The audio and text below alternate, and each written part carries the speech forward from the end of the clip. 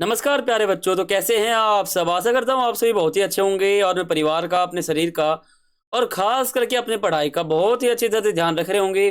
तो प्यारे बच्चों, मेरा नाम है अर्जुन और मैं आप सभी का अपने YouTube channel NCERT study point पर बहुत बहुत हार्दिक स्वागत करता हूँ। तो प्यारे बच्चों, यहाँ पर मैं आपको एक मैसेज देना चाहता हूँ। मैसेज क्या है? मैसेज ये है कि आज नहीं कल मैंने एक वीडियो डाला था इसी चैप्टर का, शरीर क्रिया विज्ञान तथा खेल संबंधी चोटें। तो इसका जो है पार्ट 1 मैंने कल अपलोड किया था, जिसमें एक बच्चे का कमेंट आया था, मुस्कान नाम का। वो कह रहा था कि पार्ट 2 जो है अपलोड करना था। तो मैं यहाँ पर एक तरह आप कह सकते हो, मैं एक तरह से मुस्कान जो लड़का है उससे मैं बोल रहा हूँ। तो ये जो है आपके लिए बहुत ही अच्छा वीडियो है, खास करके मुस्कान आपके लिए बोल रहा हूँ मैं। तो इस ये जो है आपका पार्ट 2 है और बहुत ही इंपॉर्टेंट हमारा वीडियो है। इसको आप देखोगे तो आपको बहुत ही ज़्यादा फायदा मिलेगा और आपका बहुत ही ज़्यादा मतलब आपका जो प्री बोर्ड एग्जाम परसों है उसमें आपको बहुत ज़्यादा फायदा होगा।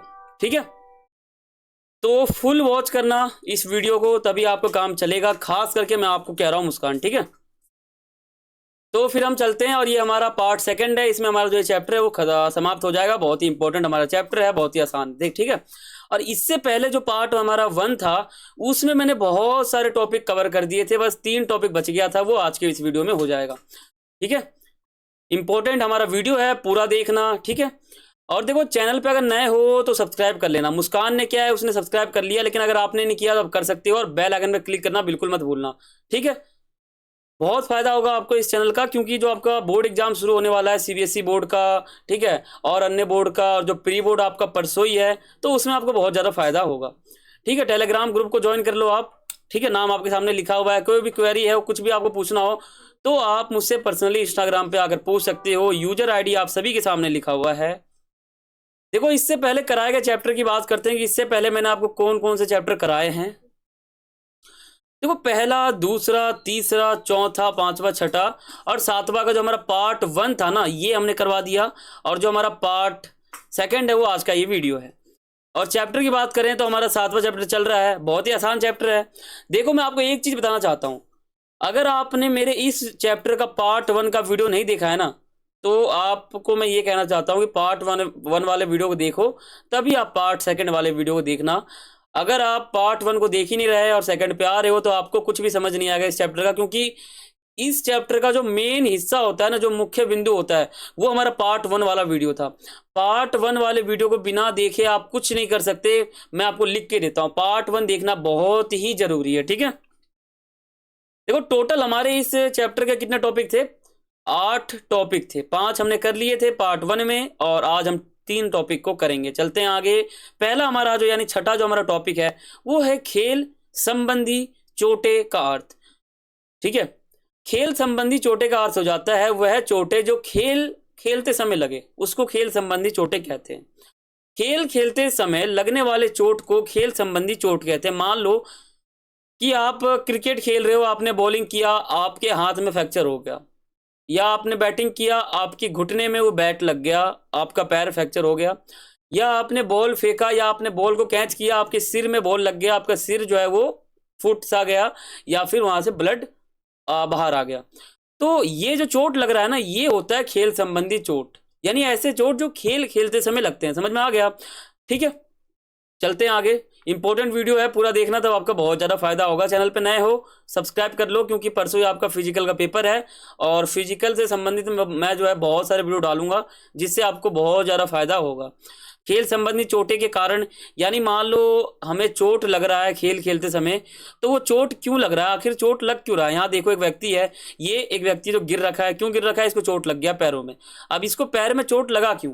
पैर में चोट तो लग गया, अब लग गया उसको क्या बोलते हैं? खेल संबंधी चोट। अब वो लगा क्यों, वो हो जाएगा कारण में। अब समझते हैं कारण को कि आखिर चोट लगा क्यों। देखो, फिजिकल एजुकेशन है, साइंस वाला सब्जेक्ट है, बहुत आपको समझना पड़ेगा, तभी आपको समझ में आएगा। पहला हमारा कारण हो जाएगा अपर्याप्त गरमाना। पर्याप्त मतलब हो जाता है पूरा, अच्छे से। अपर्याप्त मतलब हो जाता है पूरा नहीं, अच्छे से। यानी शरीर, जैसे मान लो आपको उदाहरण दूं, अगर आप रनिंग करने जाओगे तो आपको थोड़ा सा वॉकिंग करना पड़ेगा, आपको थोड़ा सा कह सकते हो आप शरीर को स्ट्रेच करना पड़ेगा, शरीर को थोड़ा सा एक्सरसाइज या दौड़ने की अवस्था में लाना पड़ेगा। ऐसा नहीं है कि आप सीधे किसी ग्राउंड में आ रहे हो और सीधा दौड़ने लग जा रहे हो। ऐसे क्या होगा, आपके हार्ट पे असर पड़ेगा, आपकी हड्डी पे असर पड़ेगा, आपका जो नर्वस सिस्टम होता है उस पर असर पड़ेगा, और जो आपका श्वसन तंत्र होता है उस पर बहुत ज़्यादा असर पड़ेगा। तो रनिंग करने से पहले वार्म अप करना बहुत ही जरूरी है, जिससे क्या होगा, मनुष्य का शरीर जो है रनिंग के लिए तैयार हो जाएगा। तो अगर व्यक्ति शरीर को गरमाता नहीं है, गरमाने का मतलब यहाँ पे वार्म अप से ही है, यानी रनिंग करने से पहले थोड़ा सा शरीर को गरमाना है, थोड़ा सा शरीर में ऊर्जा आ जाए, पसीने आ जाए, ऐसा। ठीक है, पहला कारण हो गया, बिल्कुल विस्तार से बता रहा हूँ। ठीक है, और जिसने कमेंट किया था, ठीक है मुस्कान, मैं तुम्हें कह रहा हूं, देखो ये आप समझोगे वीडियो को तो आपको समझ में आ जाएगा। ठीक है, प्रशिक्षण का अवैज्ञानिक विधि, यानी मान लो जो हमारा ट्रेनिंग हो रहा है, जो हम ट्रेनिंग कर रहे हैं, तो उसका अवैज्ञानिक विधि, यानी वैज्ञानिक का विधि हम उपयोग नहीं कर रहे हैं। प्रशिक्षण का मतलब यहाँ ट्रेनिंग से होता है, ठीक है, और परीक्षण का मतलब यहाँ पे टेस्ट से होता है। ठीक है, देखो पुष्टि की कमी और पोषक तत्वों की कमी, कोई व्यक्ति जो है भोजन नहीं करता फिर भी रनिंग कर रहा है तो वो तो बेहोश हो जाएगा। पुष्टि की कमी, ये भी कारण हो जाता है। तो ये सभी कारण है जिससे खेल संबंधी चोट लग जाते हैं। खेल का गलत संचालन, देखो क्रिकेट में खेल ऐसे खेलना है और लोग ऐसे खेल रहे हैं तो चोट लग सकता है। और क्या कारण है, और ये है कि सुरक्षात्मक उपकरणों की कमी। मान लो कोई व्यक्ति जो है फुटबॉल खेल रहा है तो वो सुरक्षा का कोई भी उपकरण जो है पहन ही नहीं रहा, तो उसके हाथ पैर कहीं पे भी चोट लग सकता है। जैसे मान लो आपने देखा हो, जब क्रिकेट खेला जाता है तो उसमें लोग जो है मुंह पे जो है ना, माथे पर एक मुकुट सा पहने रहते हैं, पैरों पे जो है एक लंबा सा नुकीला सा लोहे टाइप का एक कह सकते हो आप कवर सा होता है घुटने को ढकने के लिए, हाथ में दस्ताना होता है, प्रॉपर कपड़ा होता है। यानी आप समझ गए कि क्रिकेट खेलते समय जिस प्रकार क्रिकेटर जो होते हैं वो हर प्रकार का सुरक्षा का उपकरण पहनते हैं, ठीक उसी प्रकार अगर आपको खेल संबंधी चोटें से बचना है तो आपको सुरक्षात्मक उपकरणों की सहायता लेनी पड़ेगी, जाहिर सी बात है हमारा। ठीक है, प्रदर्शन का दबाव, अगर मान लो कोई जिसके नेतृत्व में ये जो पूरा का पूरा ट्रेनिंग हो रहा है या फिर पूरा का पूरा क्रिकेट हो रहा है, अगर आपका प्रेशर है, सामने वाला टीम बोल रहा है या फिर आपका जो कैप्टन है वो बोल रहा है कि हमें जीतना है, हमें जीतना है, ऐसा करो वैसा करो, अगर आपके ऊपर दबाव है ना तो आप जो है जल्दी जल्दी खेलोगे, आपसे गलती हो जाएगा और चोट भी लग सकता है। कारण है कि चोट लगता क्यों है, अनुचित खेल उपकरण, यानी उपकरण तो है लेकिन बहुत ही अनुचित है, बहुत ही उचित नहीं है। उचित मतलब सही है, अनुचित मतलब गलत है। ठीक है, खेल के दौरान लापरवाही, लापरवाही भी, जैसे मान लो कोई व्यक्ति क्रिकेट खेल रहा है तो वो उल्टा पुल्टा खेल रहा है, यानी कहीं ना कहीं वो लापरवाही जो है वो बरत रहा है, कहीं ना कहीं उल्टा पुल्टा खेल जो है खेल रहा है। ठीक है, खेल सुविधाओं की कमी, यानी खेल खेलने की जो सुविधा है ना बहुत ही कम है, ना बैट है, ना बॉल है, ना बल्ला है, कुछ नहीं है। ठीक है, ऐसा।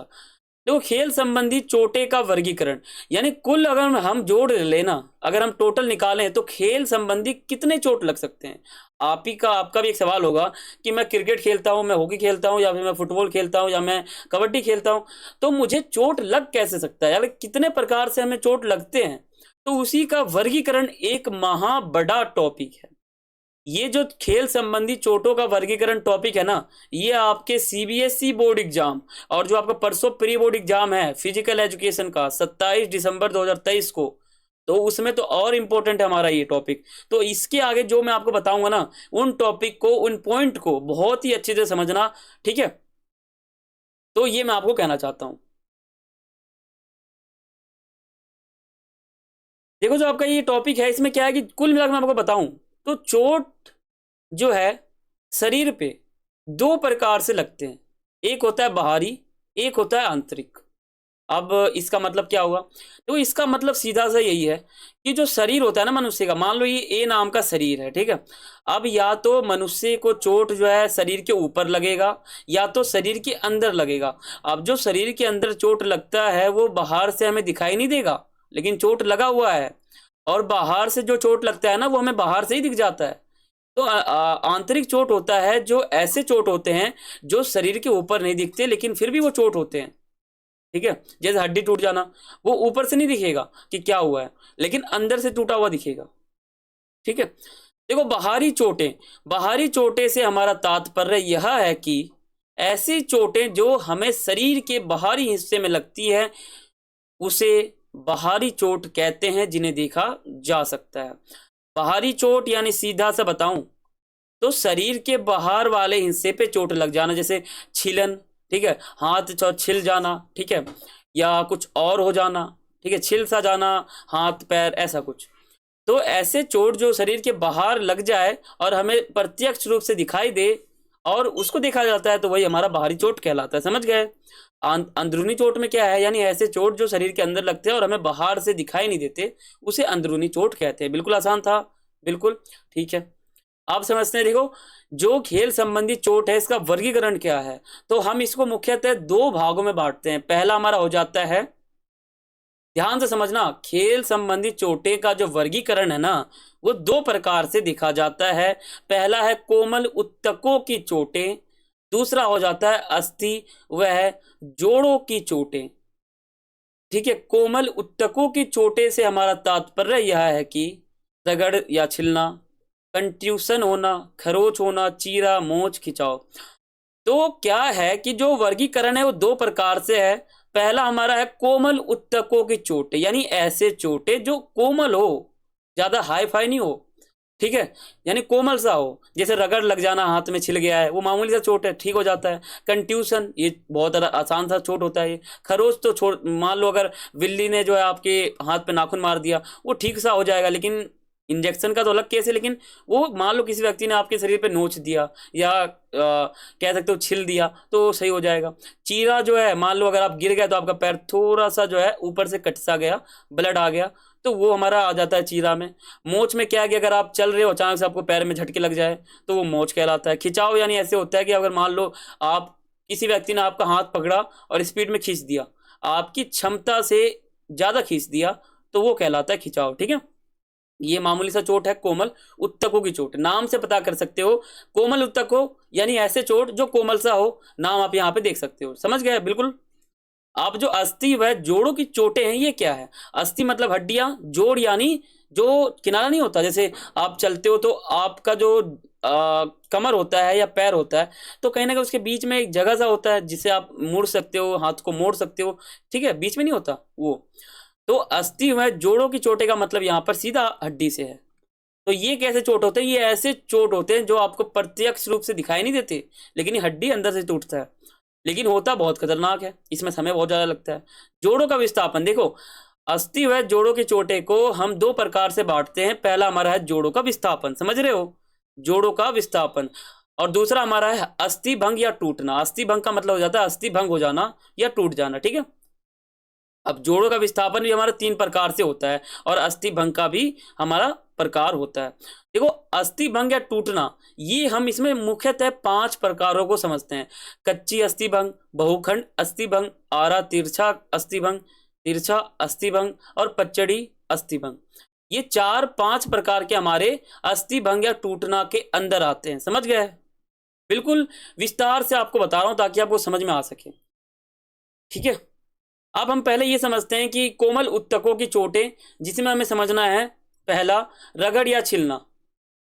पहले यहां समझ लो मैं शुरू कहां से कर रहा हूं, तो पहले आप ये समझ लो मैं शुरू कर रहा हूं कोमल उत्तकों की चोटें से। पहले हम रगड़ या छिलना समझेंगे, फिर इसको उपाय समझेंगे कि हम इसको ठीक कैसे कर सकते हैं, फिर कंट्यूशन समझेंगे, इसको ठीक कैसे कर सकते हैं, खरोच, चीरा, मोच, खिंचाव, इन सबको बारी बारी समझेंगे। फिर हम अपने दूसरे वाले पे आएंगे, फिर इन दोनों के पार्टों को समझेंगे, चैप्टर समाप्त हो जाएगा। ज्यादा कुछ है भी नहीं, आसान चैप्टर है। पार्ट 1 तो और आसान था और सेकंड तो बहुत ज्यादा आसान है। ठीक है, बस यही है कि थोड़ा वीडियो में आपको डीप बता रहा हूँ ना, तो वीडियो थोड़ा लंबा बन जा रहा है, लेकिन इससे क्या है, हमें हमें समझ में तो आ रहा है ना, तो वीडियो लंबा भी बन जाता है, तो सही सही बात है। देखो कोमल उत्तकों की चोटें, इसका मतलब है कोमल चोट यानी ऐसे चोट जो बाहर से, देखो ये जो चोट लग रखा है इस लड़के को, ये हमें सामने से दिख रहा है। जाहिर सी बात है, दुनिया का कोई सा भी चोट हो, कोई सा भी चोट हो जो ह्यूमन के शरीर पे लगे, अगर वो हमें दिखाई देता है ना तो वो बाहरी चोट कहलाता है, अगर वो हमें दिखाई नहीं देता ना तो वो अंदरूनी चोट कहलाता है। सिंपल सा है ना, बिल्कुल आसान लग रहा होगा, ये ही आसान है। तो रगड़ या छिलना का मतलब है, जैसे मान लो इस लड़के का यहाँ पे छिल गया है, तो ये हमारा रगड़ या फिर छिलना कह लेते हैं। तो ठीक है, देखो रगड़ या छिलना त्वचा की चोट से है, रगड़ या छिलना किसी उपकरण के साथ रगड़ने से हो जाता है। मान लो अगर आपका पैर जो है दीवार से टकरा गया और छिल सा गया तो ऐसे हो जाता है। ये तो नाजुक सी बातें हैं, आपके पैर को भी ऐसे हुआ होगा कभी कभी, है ना। रगड़ या छिलने को ठीक करने के उपाय कौन कौन से हैं? सबसे पहले हमको क्या करना है, पहले प्रभावित भाग को साफ कर लेना है, यानी जहां ब्लड फैल रखा है ना उसको हमको साफ करना पड़ेगा। और फिर क्या करना पड़ेगा, फिर किसी साफ कपड़े से प्रभावित भाग पर लगे धूल के कणों को साफ करें और सुखा दें। पहले हम इसको साफ करेंगे, डिटोल लगाएंगे, फिर रुई लगाएंगे, फिर इसको अच्छे से एक क्रीम आता है वो लगा देंगे। इसके बाद प्रभावित भाग पर एंटीसेप्टिक क्रीम लगाना है। एक क्रीम का नाम है एंटीसेप्टिक, इसको हमें यहाँ पे लगाना पड़ेगा तो ये घाव जो है सूख जाएगा। ठीक है, लगाएं। यदि चोट ज्यादा गंभीर हो तो तुरंत डॉक्टर के पास जाना चाहिए, जाहिर सी बात है। ये हमारे उपाय हो जाते हैं रगड़ या छिलना को ठीक करने के, समझ गए। तो अब हम समझते हैं कंट्यूशन, लाइन से बता रहा हूं आपको, ठीक है ना। कंट्यूशन, कंट्यूशन पहली बार तो क्या है हमें ये समझना पड़ेगा।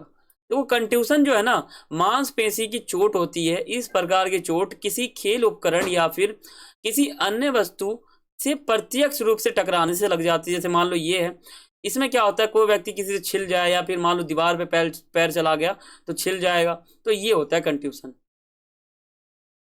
अब इसको ठीक कैसे करेंगे, मान लो कंट्यूशन तो हो गया, पैर छिल गया, तो ठीक कैसे करेंगे, जाहिर सी बात है। तो कंट्यूशन के स्थान पर जहां पे ये हुआ है ना, ये देखो यहां पर, तो इस स्थान पर तुरंत पानी या बर्फ द्वारा दबाव का प्रयोग करना चाहिए। यहां पर बर्फ को लगाना है और बर्फ को स्पीड में दबा देना है, ये करना है पहला उपाय इसको ठीक करने के लिए। दूसरा है सूजन की स्थिति, जब यहाँ पे सूजन आ जाएगा तो उस स्थिति में क्या है, डॉक्टर की सलाह लेनी चाहिए, ये हो जाएगा। कंट्यूशन के पुनर्वास के लिए लचक संबंधी व्यायाम करने चाहिए। अब कंट्यूशन से बचने के उपाय क्या है, अभी मैंने आपको क्या समझाया कि कंट्यूशन क्या है और कंट्यूशन को ठीक करने के उपाय क्या है। अब मैं आपको बता रहा हूँ कि कंट्यूशन हमें होगा नहीं कभी जिंदगी में, ऐसे क्या काम करें जिससे हमें कभी भी कंट्यूशन ना हो। तो कंट्यूशन से बचने के उपाय क्या है, यानी कभी भी कंट्यूशन होएगा ही नहीं, तो क्या है, तो अभ्यास, प्रशिक्षण व प्रतियोगिता से पूर्व शरीर को उचित रूप से गरमाना चाहिए। तैयारी काल के दौरान जो है अनुकूलन करना चाहिए। अभ्यास तथा प्रतियोगिता के दौरान सुरक्षात्मक उपकरणों का प्रयोग करना चाहिए। खेल उपकरण अच्छी गुणवत्ता वाले होना चाहिए। खेल का मैदान जो है बहुत साफ सुथरा होना चाहिए।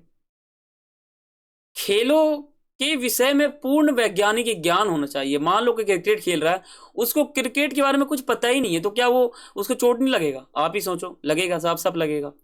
तो अभ्यास व प्रतियोगिता के दौरान खिलाड़ियों को सावधान व सतर्क रहना चाहिए। खेलों का संचालन निष्पक्ष ढंग से होना चाहिए। तो मुस्कान, मैं आपको कह रहा हूं, आप अगर इस वीडियो को देख रहे हो, आप इस वीडियो से समझ रहे हो, तो चैनल को सब्सक्राइब कर लेना, वैसे आपने कर भी लिया है, मैंने देखा है, ठीक है। तो खरोच, इस प्रकार की चोटें किसी नुकीली अथवा तेज धार की वस्तुओं से त्वचा के अनियमित रूप से काटने से लगती है। तो मुस्कान, आप यहाँ पे ही देख रहे होगे कि ये चोट कैसे लगता है। मान लो ऐसे आपने छिल दिया, या किसी धार वाले, मान लो ब्लेड आता है 3 रुपए का, 5 रुपए का, तो इस ब्लेड को अगर आपने यहाँ पे चला दिया ना तो ये छिल जाएगा, इसको कहते हैं खरोच। तो मुस्कान, आपको समझ में आ रहा होगा। इस प्रकार की चोटों में अधिक रक्तस्राव नहीं होता है, ठीक है। और भी बच्चों को मैं कह रहा हूं, जो भी मेरे वीडियो को देख रहे हैं ना, उनसे मैं कह रहा हूं आप इस वीडियो को ध्यान से देखो, अच्छे से देखो, तभी आपको समझ में आएगा, ठीक है। और इन चोटों के पूरी तरह ठीक होने के बाद भी इनके खुरदरे निशान शरीर पे रह जाएंगे, तो उसको बाद में वो साफ हो जाता है अपने आप, ठीक है। अब खरोच को ठीक करने के उपाय क्या है, जो आपके सामने यहाँ पर लिखे हुए हैं, इन उपाय को आप पढ़ोगे तो आपको समझ में आ जाएगा, ठीक है। आगे चलते हैं। अब हमें कभी जिंदगी में खरोच लगेगा ही नहीं, तो उसके उपाय क्या हैं, खरोच से बचने के क्या उपाय हैं, तो वो आपके सामने मैंने लिख रखा है। इन सभी को पढ़ लोगे तो आपको समझ में आ जाएगा क्या हमें उपाय करना चाहिए। अब बात करते हैं चीरा। चीरा किसे कहते हैं, तो चीरा जो है तेज किनारों वाली वस्तुओं आदि से लगने वाली चोट है, ठीक है। चीरे के कारण जो है धमनियां या सिराएं भी कट जाती हैं। जो नस होगा ना, नस, अगर ब्लेड आप तेज से चला दोगे तो नस भी कट जाएगा शरीर के अंदर का। जिसके कारण तेज रक्तस्राव हो सकता है। यानी रक्त का स्राव का मतलब है कि ब्लड बहुत तेजी से बाहर निकल सकता है, इसको रक्तस्राव कहते हैं। ठीक है, अब चीरा को ठीक करने के उपाय क्या है? चीरा, मान लो किसी को, ये मान लो इस व्यक्ति को चीरा लग गया है, तो अब इस चीरों को ये ठीक कैसे कर पाएगा, इसको आप समझ लो, यहाँ पे लिखा हुआ है, इसको आप पढ़ोगे तो समझ में आ जाएगा। ठीक है, अब हम बात करते हैं जिंदगी में कभी चीरा लगेगा नहीं, तो वो उपाय क्या है? तो ये आपके सामने उपाय लिखे हैं, इनको आप लाइन से पढ़ोगे ना, ये पॉइंट में लिख रखा है मैंने, 1 2, इनको आप समझोगे तो आपको समझ में आ जाएगा। ठीक है, आप बात करते हैं मोच।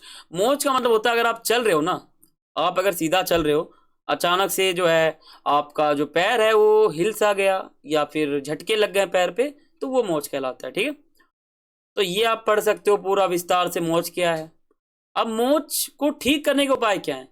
देखो, मोच को ठीक करने के उपाय जो है ना, उसमें हम दो चीज को समझेंगे, दो विधि को समझेंगे, प्राइज और माइक। ठीक है, तो मोच को ठीक करने के लिए हमें प्राइज और माइक को अपनाना पड़ेगा, ये दोनों विधि से ही ठीक हो सकता है। तो पहले हम क्या समझेंगे? प्राइज को समझेंगे, फिर हम जो है माइक को समझेंगे। देखो, प्राइज का पूरा नाम क्या है?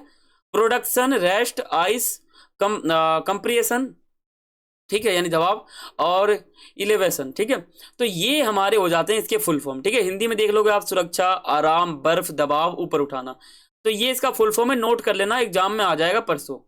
और माइक क्या है? तो एम से हमारा, आई से, सी से और ई से, हिंदी में गतिशीलता, बर्फ, दबाव, ऊपर उठाना, तो ये हो गया। तो ये दोनों नियमों को हमें समझना पड़ेगा मोच को ठीक करने के लिए। जब भी पेपर में आ जाए कि मोच को ठीक करने वाले विभिन्न उपायों को बताइए, तो आपको प्राइज और माइक बताना पड़ेगा। ठीक है, तो प्राइज की विधि क्या है वो समझो।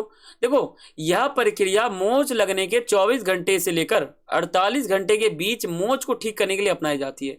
मान लो आपको चोट लगा है 12 बजे, ठीक है, अब 12 से 12 24 घंटा हो जाता है, और फिर 24 से फिर, यानी 2 दिन के अंदर, यानी 2 दिन के अंदर आपको ये तकनीक अपनाना है, प्राइज वाले नियम को अपनाना है। ठीक है, तो प्राइज का नियम क्या है वो समझो। पहला है सुरक्षा, यानी चोटग्रस्त हिस्से को तुरंत सुरक्षा प्रदान करनी चाहिए ताकि दोबारा उस स्थान पर चोट ना लगे। दूसरा, आराम, चोटग्रस्त हिस्से को बिल्कुल हिलाना नहीं चाहिए तथा पूरे आराम उसको देना चाहिए। तो ये सभी आप पढ़ सकते हो कि प्राइस का क्या क्या हमारा विधि है। ठीक है ना, ये लिखे हुए हैं आपके सामने। अब माइक का क्या विधि है? देखो, माइक प्रक्रिया तब शुरू की जाती है जब सूजन के लक्षण समाप्त हो जाए और लाली भी कम हो जाए।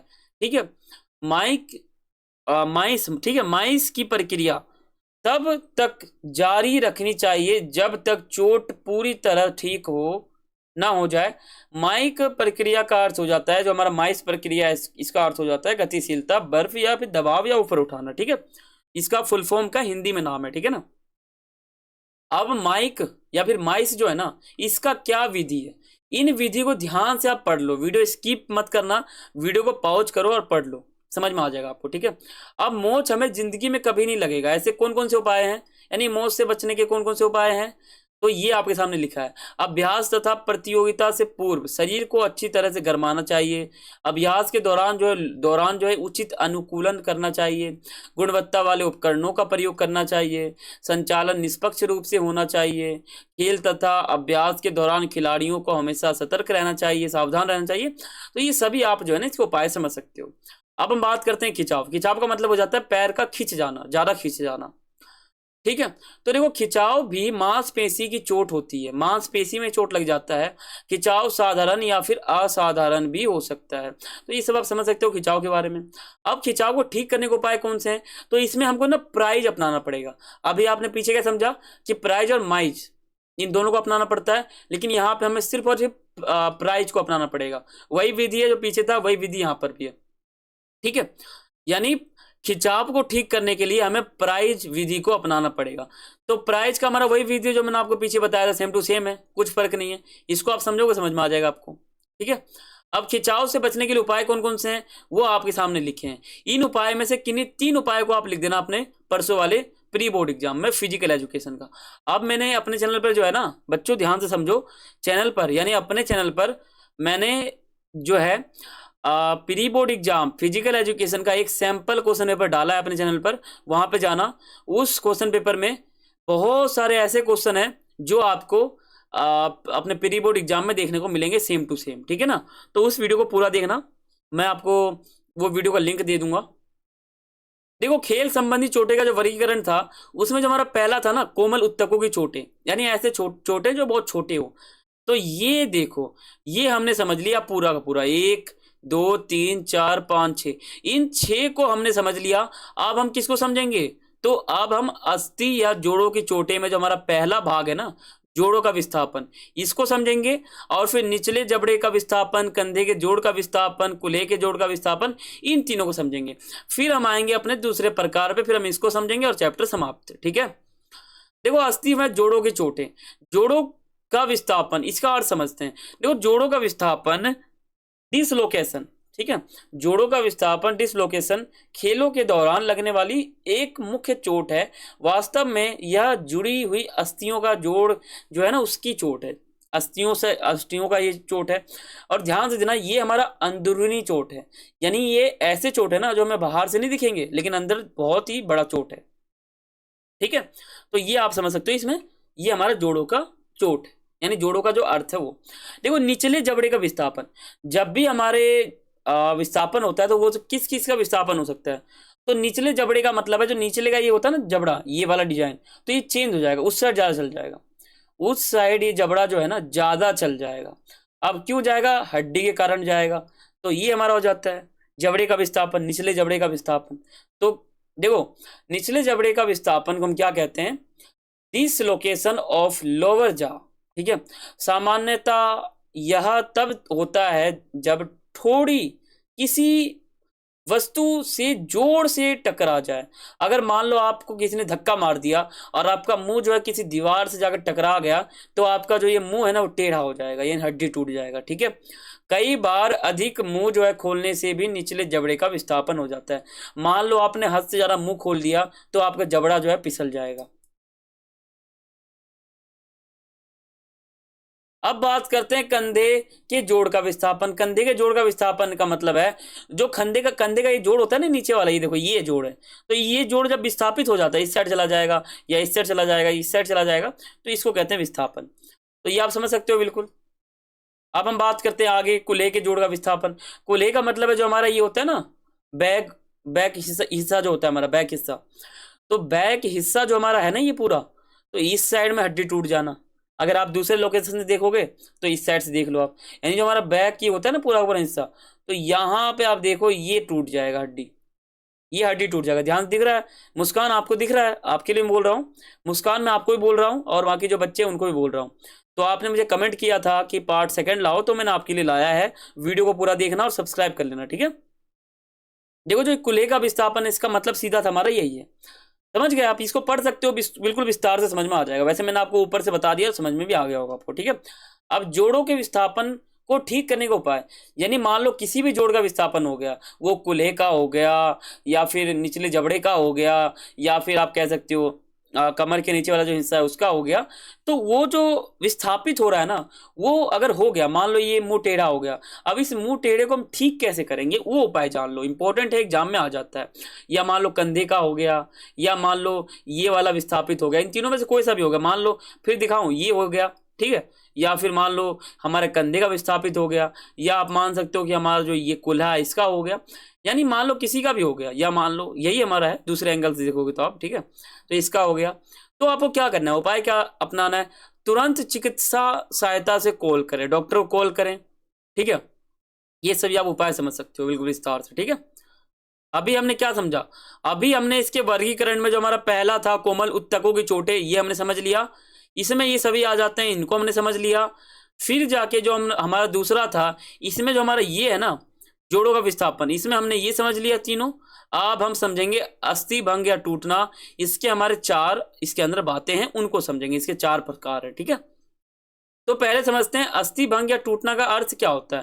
देखो हड्डी टूटने को आम तौर पर जो है फ्रैक्चर कहते हैं। अगर मान लो आपका हड्डी टूट जाए तो उसको आप फ्रैक्चर भी कह सकते हो। बहुत मामूली या फिर हल्के फ्रैक्चर को हेयर फ्रैक्चर कहते हैं। अगर मान लो बहुत हल्का आपको फ्रैक्चर हुआ है, बहुत ही हल्का, तो उसको हेयर फ्रैक्चर कहते हैं। उसमें आपको ऑपरेशन नहीं होगा, वैसे ठीक हो जाता है। ठीक है, आप देखेंगे, देखो जो हमारा अस्थि भंग है यानी हड्डी टूटेगा तो कैसे टूटेगा, कितने भागों में टूटेगा, या थोड़ा टूटेगा या ज्यादा टूटेगा या और ज्यादा टूटेगा या तो और ज्यादा टूटेगा, ऐसे टूटेगा।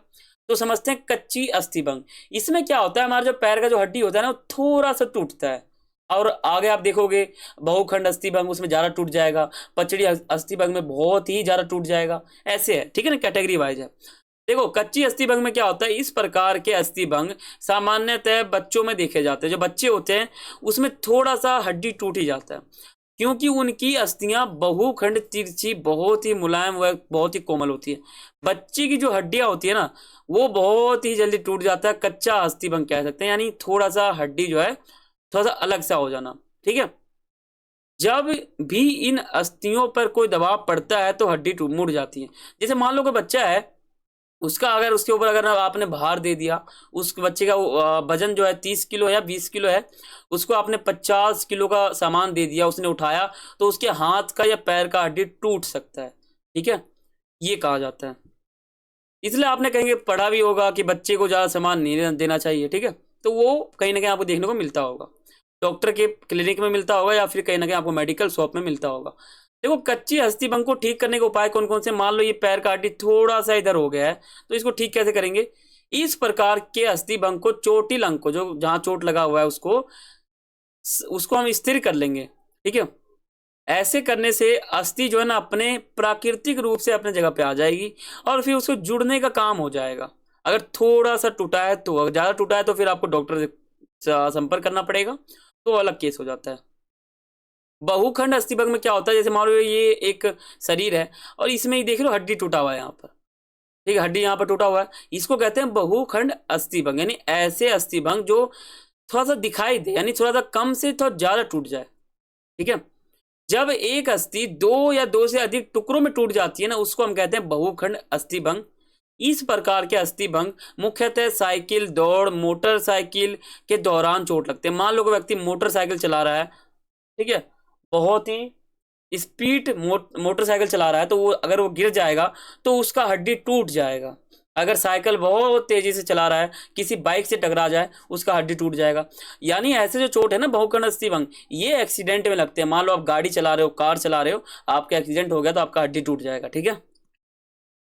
अब देखो इसको उपाय क्या है इसको ठीक करने के, तो उपाय जो है वो बहुत सारे हैं जो आपके सामने लिखे हुए हैं, ठीक है। आगे चलते हैं बच्चों, खास करके मुस्कान आपको बोल रहा हूं। देखो आरा तिरछा अस्थिभंग, इसमें क्या होता है, या तो हड्डी इधर हो जाएगा या तो इधर हो जाएगा। आपने देखा भी होगा हॉस्पिटल में जब हड्डी का इलाज होता है तो उसमें लंबा केस होता है, हर चीज उसमें समझना पड़ता है। यह रीढ़ की अस्थियों में से एक अस्थियां जो है वो टूट जाती है, ऐसा आपको बताया गया। मान लो रीढ़ की हड्डी है या कोई भी हड्डी है, अगर वो टूट जाए, आरा यानी उधर हो जाए या तो इधर हो जाए, तो इसको कहते हैं आरा तिरछा अस्थिभंग, ठीक है। अस्थि भंग का मतलब है अस्थि का भंग हो जाना, आरा तिरछा यानी लेफ्ट राइट हो जाना, यानी अस्थि का लेफ्ट राइट हो जाना, ठीक है। ये आप पढ़ सकते हो तिरछा अस्थि भंग में क्या है, फिर आप समझ सकते हो पचड़ी अस्थि भंग में क्या है। देखो मोस्ट इंपॉर्टेंट, पचड़ी अस्थि भंग में क्या होता है कि हड्डी पूरा टूट जाता है, ऑपरेशन तुरंत करवाना पड़ेगा, और हड्डी जो है ना वो अपने पैर से बाहर निकल जाता है। मान लो इस लड़के का हड्डी टूट गया, तो इसका जो हड्डी है ना वो पैर से बाहर निकल जाएगा, खून फेंक देगा। तो ये होता है पचड़ी अस्थि भंग में क्या होता है कि हड्डी टूटेगा और अपने पैर से बाहर निकल जाएगा, हड्डी पूरा ऐसे अलग हो जाएगा, हड्डी अपने पैर से बाहर फेंक देगा। इसको कहते हैं पचड़ी अस्थि भंग, पूरा समाप्त हो जाना, हड्डी का चकनाचूर हो जाना। तो पढ़ सकते हो, यहाँ पर आपके सामने लिख रखा है मैंने। अब इसको ठीक करने के उपाय कौन कौन से हैं जो आपके सामने लिखे हुए हैं, इन सभी को बच्चों आप ध्यान से पढ़ना, समझ में आ जाएगा आपको, ठीक है ना। तो बच्चों यहाँ पर हमारा अध्याय समाप्त हो जाता है। मुस्कान मैं आपको कहता हूँ, आपने कमेंट किया था तो हमारा यहाँ पर ये वीडियो समाप्त हो गया है। तो मुस्कान आप इस वीडियो को पूरा देखना, और बाकी जो और बच्चे हैं वो भी आप इस वीडियो को पूरा देखना। चैनल पे नए हो तो सबसे सबसे कहता हूँ सब्सक्राइब कर लेना, बेल आइकन पर क्लिक कर लेना। तो हमारा चैप्टर समाप्त हो गया है, बहुत बहुत धन्यवाद आपका, ठीक है। तो ये हमारा वीडियो था, आई होप आपको अच्छा लगा होगा। अगर अच्छा लगा है तो आप मुझे कमेंट करके जरूर बताना, और मुस्कान आप खास करके बताना कि आपको वीडियो कैसा लगा है। अगर आपने अभी तक हमारे बाकी वीडियो को नहीं देखा है, जैसे पहला चैप्टर नहीं देखा, दूसरा नहीं देखा, तीसरा नहीं देखा, चौथा नहीं देखा, तो इन सबको भी देख लेना आप जाकर, ठीक है। और बाकी जो आपका परसों पेपर है 27 दिसंबर को, तो उसका मैंने एक सैम्पल क्वेश्चन पेपर अपने चैनल पर डाला है, जाकर तुरंत देख लो आप, ठीक है। तो ये हमारा आज का वीडियो था, आशा करता हूँ आपको समझ में आया होगा। अगर आया है तो चैनल को सब्सक्राइब करना और बेल आइकन पर क्लिक करना। तो वीडियो को लाइक कर देना अगर अच्छा लगा है तो, और कमेंट करके आप बताना, और वीडियो को शेयर करना ताकि आपके दोस्त जो है उनको भी फायदा हो सके। तो फिर मिलते हैं अगले वीडियो में, तब तक के लिए सभी को थैंक्स फॉर वॉचिंग। जय हिंद, जय भारत।